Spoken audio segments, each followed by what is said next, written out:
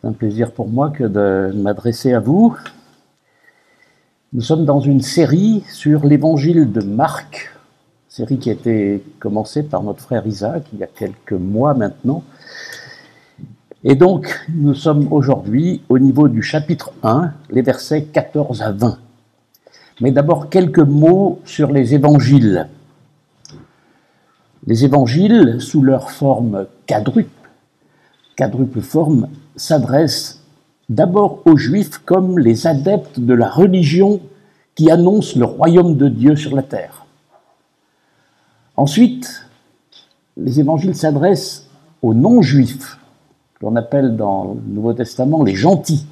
D'une part, les Romains, représentant l'autorité et la puissance à l'époque, et d'autre part, aux Grecs, amis de la pensée et de la perfection humaine.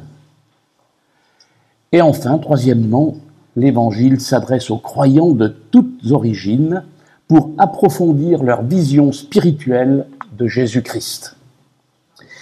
À titre indicatif, certains, de manière peut-être un peu simplificatrice, donnent un titre à chacun des évangiles en soulignant un aspect de Jésus. Par exemple, ainsi, Matthieu présente Jésus plutôt comme le roi. On parle du royaume, beaucoup. Marc le présente comme le serviteur, Luc comme l'homme idéal et Jean comme le Fils de Dieu. Mais l'évangile de Marc, revenons à lui, est un livre d'action plus que de paroles. Il est dépourvu de longs discours et contient assez peu de paraboles. Bref résumé du début de ce livre avant les versets que nous allons regarder. Donc, au début de l'évangile de Marc, en seulement 11 versets, Marc présente d'abord le ministère de Jean-Baptiste, qui est venu préparer la venue de Jésus en prêchant le baptême de repentance pour le pardon des péchés. Jean baptise Jésus aussi, et l'Esprit descend sur Jésus au début du livre. Et une voix, celle de Dieu, se fait entendre en déclarant au sujet de Jésus : « Tu es mon Fils, mon bien-aimé, en toi j'ai mis toute mon affection. » On est tout de suite fixé sur la prééminence de Jésus-Christ et sa divinité. Suivent ensuite les versets 12 et 13, qui évoquent la tentation de Jésus dans le désert par Satan, mais sans rentrer dans les détails comme l'ont fait Matthieu et Luc.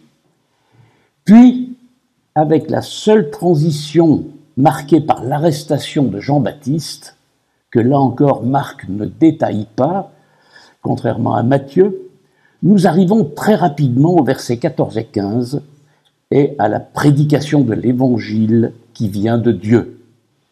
Et je vous invite à écouter la lecture de ces deux premiers versets, versets 14 et 15, de l'Évangile de Marc, chapitre 1.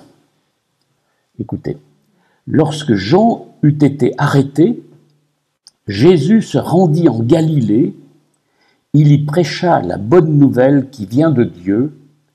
Il disait : « Le temps est accompli, le règne de Dieu est proche, changez et croyez à la bonne nouvelle. » Il s'agit là en fait surtout d'un sommaire de cette prédication, à savoir le temps est accompli, premier point. Le temps est accompli, on y reviendra. Deuxièmement, le royaume de Dieu est proche. Et troisièmement, repentez-vous, changez, repentez-vous et croyez à la bonne nouvelle.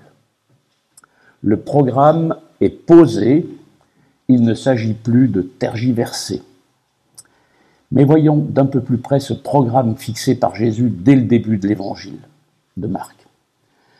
Le temps est accompli. Il s'agit de tout ce temps de préparation du salut qu'apporte aujourd'hui Jésus-Christ. C'est l'aboutissement de tout l'Ancien Testament. Jésus, qui est annoncé dès la Genèse et puis par les prophètes, souvenez-vous des prédictions de Michée et aussi d'Ésaïe et d'autres prophètes. Oui, Jésus est enfin là, à pied d'œuvre, pour accomplir toutes ces prophéties sur le Messie tant attendu par les Juifs. Le temps est accompli, le moment est venu, au moment où Jésus parle. Jésus en prend acte et il informe clairement ce peuple, le peuple qui l'entoure. Ensuite, deuxième point, le royaume de Dieu est proche. C'est une très bonne nouvelle, une nouvelle concrète. C'est pour très bientôt. Vous avez entendu parler pendant des siècles. Vous avez cheminé, vous vous êtes égaré, vous vous êtes détourné de Dieu. Vous n'avez voulu en faire qu'à votre tête. Soit. Mais maintenant, le royaume est proche. Il ne s'agit pas là du règne souverain de Dieu sur le monde, depuis la création, que Dieu a toujours exercé, mais il s'agit de l'irruption du règne de Dieu qui délivrera la création de tout mal et qui instaurera le royaume promis dans l'Ancien Testament, par exemple en Ésaïe 11, où il est question d'une terre recréée, où la justice habitera. Quelques allusions, un rameau poussera sur le tronc d'Isaïe, le loup vivra avec l'agneau, la terre sera remplie de la connaissance de l'Éternel. Vous avez certainement déjà entendu ce chapitre 11 d'Ésaïe. La suite des évangiles et du Nouveau Testament nous montre que l'irruption du royaume des cieux se fait par étapes. La première étape, c'est en Jésus tout d'abord. Et là, on voit que dans l'évangile de Luc, par exemple, Jésus est amené, en parlant de lui-même, à dire, chapitre 17, versets 20-21, « En effet, le royaume de Dieu est au milieu de vous. » C'est Jésus qui parle, et c'est Jésus qui atteste que lui-même est le début du royaume de Dieu sur la terre. Mais pas seulement par Jésus. Ensuite, il y a, un peu plus tard, au moment de la Pentecôte, le royaume se manifeste par l'Esprit Saint lors de la formation du peuple d'un royaume. Vous voyez ça dans Actes, chapitre 2. Et finalement, ce royaume, l'irruption de ce royaume, la troisième étape, c'est lors du retour du Seigneur. Et là, je vous renvoie au dernier chapitre du livre de l'Apocalypse. Après ce rappel sur la proximité du royaume de Dieu, Jésus proclame cet appel solennel qui est absolument essentiel et très précis. Repentez-vous et croyez à la bonne nouvelle. Repentez-vous, changez et croyez à la bonne nouvelle. C'est le cœur du message de l'Évangile. D'abord, la repentance et en même temps, dans le prolongement, la croyance en la bonne nouvelle du salut. Nous avons là un résumé de toute prédication fidèle depuis l'époque de Noé jusqu'à nos jours. Repentez-vous et croyez. Convertissez-vous, repentez-vous vise un changement profond de perspective, d'orientation, aussi bien au niveau des attitudes que du comportement. Les témoignages que nous avons entendus dimanche passé avec les 2 candidats au baptême ont bien illustré et détaillé ces changements profonds de perspective dans leur vie. Croyez, c'est l'exigence de la foi est fondamentale dans l'enseignement de Jésus. Chers amis, ce message en 3 points de Jésus est encore toujours d'actualité aujourd'hui. Nous ne devons ni l'oublier, ni l'atténuer, ni même le taire. Notre mission, c'est de le propager, de le diffuser et de le vivre.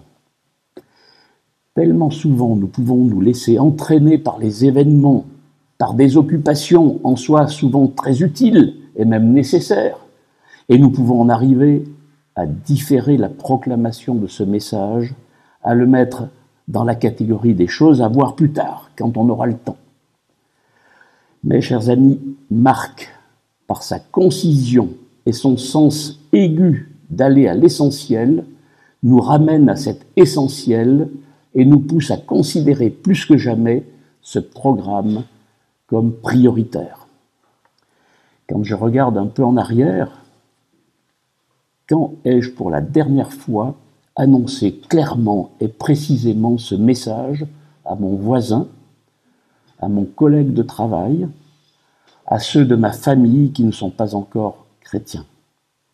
Je peux rougir, moi le premier. Parler de la repentance à son voisin, cela veut dire que je dois d'abord lui faire comprendre qu'il est pécheur. Pas facile de dire cela, par exemple, à son supérieur hiérarchique au travail ou à ses parents. Notre interlocuteur ne pourra bien comprendre la repentance que quand il aura intégré le fait que Dieu, lui, est sans péché, il est saint. Que quand il aura compris que ce péché est un obstacle entre Dieu et nous, entre Dieu et lui. Ce n'est peut-être pas immédiat à comprendre, mais nous pouvons prendre le temps d'expliquer avec des exemples tirés de la Bible qui montrent la gravité du péché. Je pense à l'exemple de David, qu'il m'arrive de citer assez souvent dans mes prédications, avec son double péché d'adultère et de criminel. Mais David, suite à l'interpellation et l'exhortation du prophète Nathan, a compris la gravité de sa faute et il est revenu à Dieu. Et je vous propose d'écouter maintenant la lecture de cette repentance, cette prière de repentance de David au psaume 51. Écoutez, c'est un peu long, mais c'est tellement profond et significatif.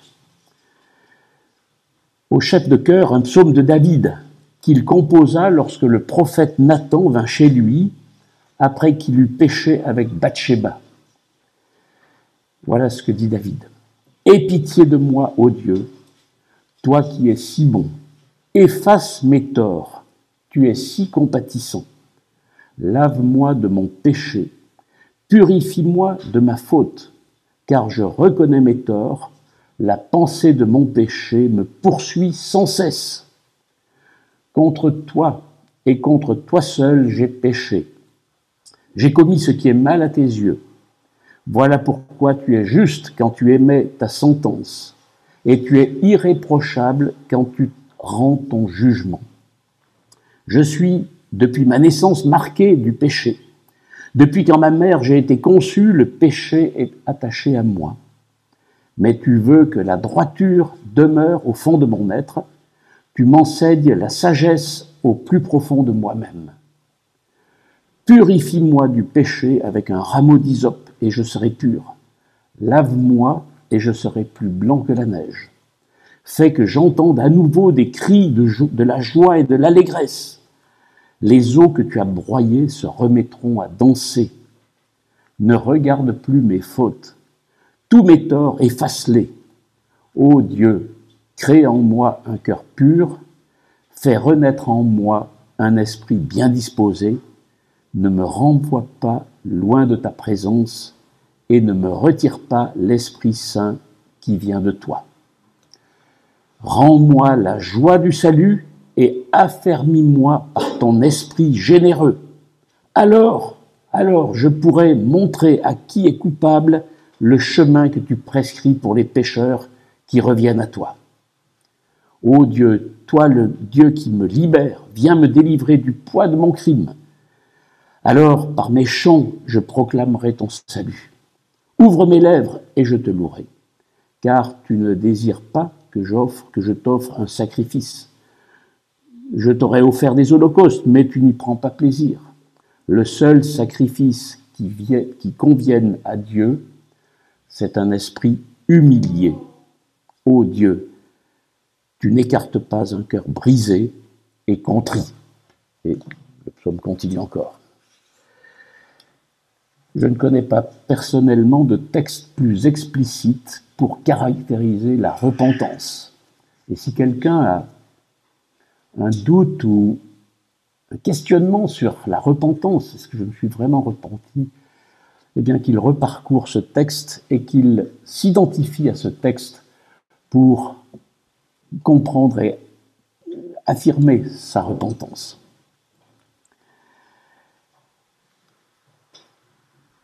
Après avoir précisé et résumé le contenu de son message, en 3 points, Jésus, Jésus passe à l'action. Et nous arrivons à la deuxième partie du texte, avec les versets 16 à 20, que je vais lire. Un jour, comme il longeait le lac de Galilée, Jésus vit Simon et André, son frère. Ils lançaient un filet dans le lac, car c'étaient des pêcheurs. Jésus leur dit « Suivez-moi, et je ferai de vous des pêcheurs d'hommes. » Ils abandonnèrent aussitôt leur filet et le suivirent. Poursuivant son chemin, il vit un peu plus loin Jacques, fils de Zébédée, et Jean, son frère. Eux aussi étaient dans leur barque et réparaient les filets. Aussitôt, il les appela. Ils laissèrent Zébédée leur père dans la barque avec ses ouvriers et suivirent Jésus.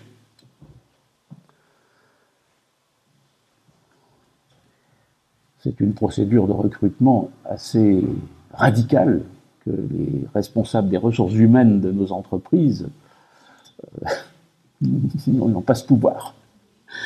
Et à travers l'appel de ces 4 de ses disciples, Jésus montre qu'il a l'autorité et le pouvoir de nous dire ce que nous devons faire. Jésus a le pouvoir, l'autorité de nous dire ce que nous devons faire. Et il peut même nous donner des ordres. Nous n'aimons pas que les gens nous donnent des ordres et qu'ils nous disent ce que nous devons faire, n'est-ce pas ? Nous préférons choisir nous-mêmes comment nous voulons faire et comment nous voulons vivre. Mais le vrai chrétien est quelqu'un qui fait ce que Jésus lui dit de faire, comme ces 4 pêcheurs de poissons. Faisons un peu jouer notre imagination. Tu vois quelqu'un qui travaille sur un chantier, dans une usine, etc. Il a un bon travail. Ce travail lui plaît et lui permet de s'occuper de sa famille, d'avoir une maison, etc. Mais tu lui dis qu'il doit quitter son travail pour te suivre, sans contrat de travail, sans être payé. Ces points n'ont pas été abordés par Jésus. Quelle sera sa réaction à cet homme à qui vous allez parler ? Il te prendra pour un fou. Il te dira de le laisser tranquille. Mais lorsque Jésus, lui, affirme, dit à ses futurs disciples, « Suis-moi », que se passe-t-il ? En fait, Jésus ne fait pas que d'appeler à le suivre. Aux 2 premiers, il leur promet aussi une mission, une formation, un contrat. Il dit « Suivez-moi et je ferai de vous des pêcheurs d'hommes. » Suivez-moi et je ferai de vous des pêcheurs d'hommes. Que font Simon et André lorsque Jésus leur dit de le suivre avec la promesse de faire d'eux des pêcheurs d'hommes ? Eh bien, ils ne discutent pas. Ils ne disent pas qu'ils voudraient d'abord peut-être en parler à leur femme, peut-être voir avec leurs collègues, etc. Ce qu'en pense leur famille. Non, ils le suivent tout de suite. Et le texte dit « aussitôt ». Aussitôt. Et ils quittent aussi leur travail. Ils quittent leur travail. Ils ne travailleront plus comme pêcheurs. Désormais, ils feront ce que Jésus veut pour eux, à savoir qu'ils deviennent des pêcheurs d'hommes. Maintenant, que font Jacques et Jean, les 2 autres disciples qui ont été appelés dans la foulée, au verset 20 ? Notez que Marc ne donne pas de détails sur ce que Jésus a dit en appelant Jacques et Jean. Il dit simplement qu'il les a appelés. On peut penser que, comme pour Simon et André, il a pu peut-être leur laisser entendre « Suivez-moi et je vous ferai pêcheurs d'hommes », mais le texte ne le rapporte pas. Et comme Simon et André, sur le champ, Ils laissèrent leur père dans la barque avec les autres ouvriers et ils suivirent Jésus. Incroyable, inimaginable. Qui oserait aujourd'hui agir de la sorte avec son père? Vous êtes employé par votre père, puisqu'on suppose que c'était le patron, le père, le patron de la société de pêche. Et voilà que les deux ouvriers, fils du patron, s'en vont, quittent le travail. Mais qu'est-ce qui rend ces aussitôt possible?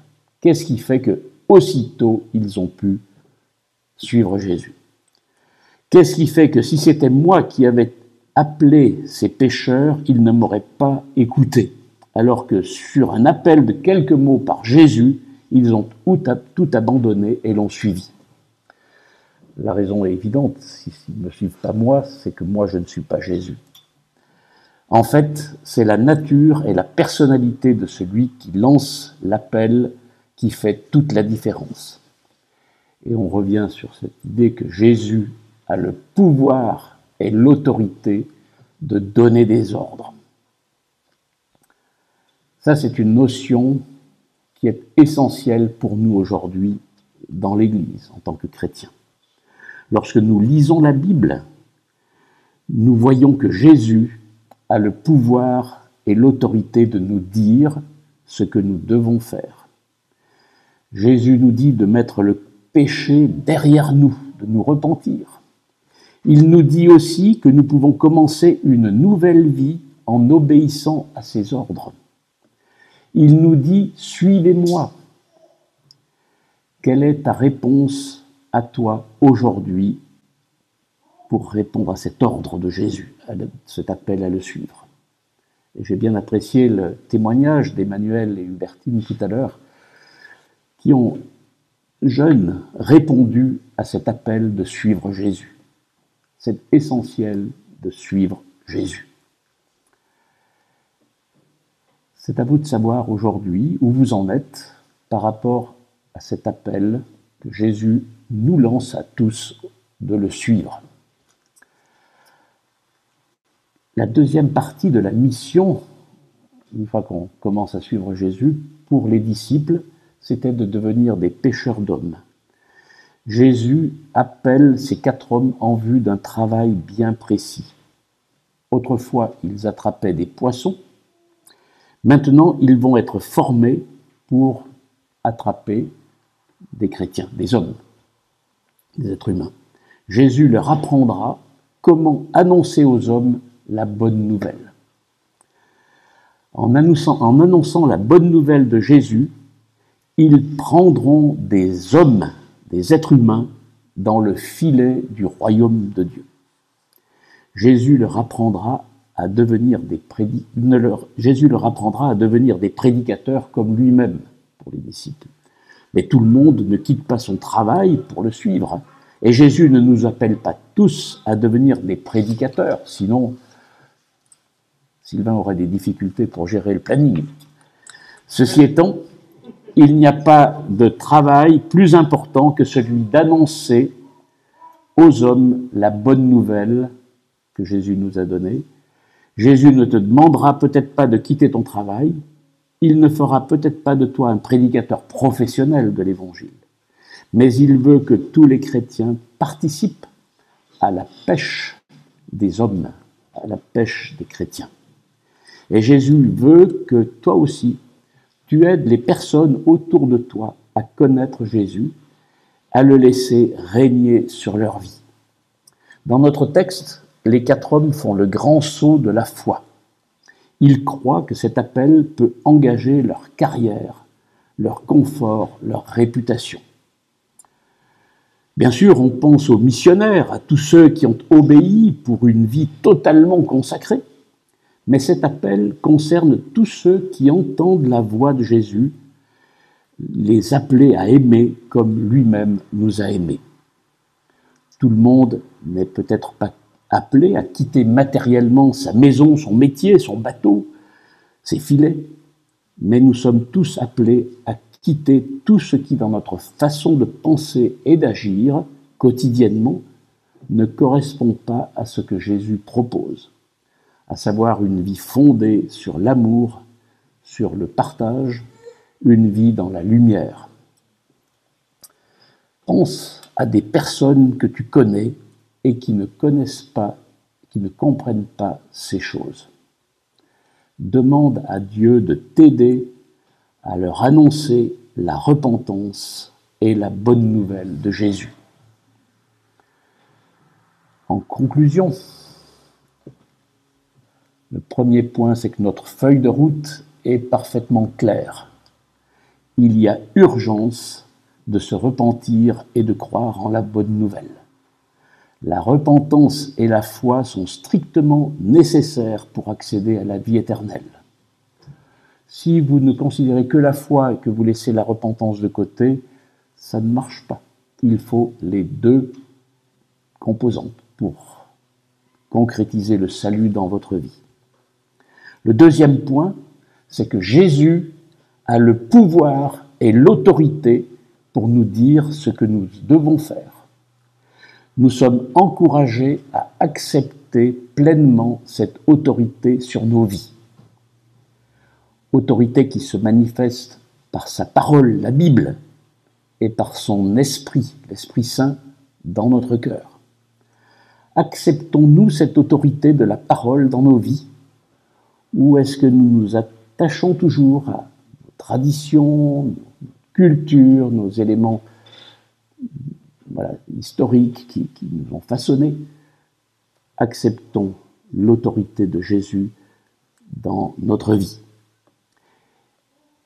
Acceptons aussi que quand Jésus nous appelle, il ne nous appelle pas comme ça, simplement. Il a un plan de formation pour notre vie. Ça, c'est important. Au plan professionnel,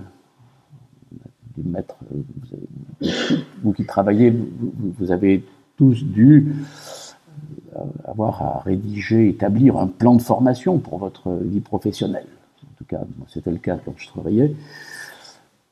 Eh bien, avec Jésus, nous avons un plan de formation. Et ce plan de formation, il s'agit de s'y tenir. Il a un objectif.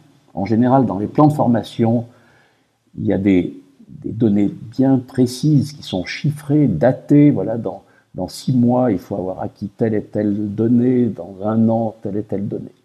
Eh bien, avec Christ, nous avons un plan de formation que nous trouvons dans sa parole et que Jésus nous révèle aussi par son esprit. Il nous le révèle aussi par l'Église, par le conseil, par les frères et sœurs qui nous accompagnent dans notre vie. Donc, c'est le deuxième point. Jésus a le pouvoir et l'autorité pour nous dire ce que nous devons faire et il nous accompagne dans notre plan de formation. Et le troisième point, c'est que toute notre vie matérielle, spirituelle, toutes les composantes, doit être centrée et orientée sur la propagation du message central de l'Évangile, repentez-vous et croyez. Message que nous devons propager sur nous-mêmes, sur notre lieu de vie. Message que nous pouvons contribuer à transmettre au loin par d'autres, comme par exemple les missionnaires que nous pouvons soutenir.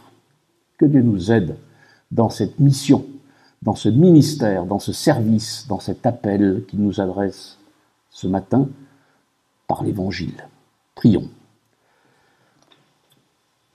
Seigneur, ta parole est la vérité. Marc, par son Évangile, vient tout de suite au cœur de cette vérité pour notre vie. Seigneur, que nous acceptions la repentance, de nous repentir, que nous acceptions de te suivre, de croire en toi, que tu nous qualifies dans notre ministère, que tu nous qualifies dans notre témoignage, et que tu nous aides à franchir ce pas de la repentance si nous ne l'avons pas encore fait. Que tu sois glorifié par nos vies et par ton œuvre en nous, au nom de Jésus. Amen. Amen.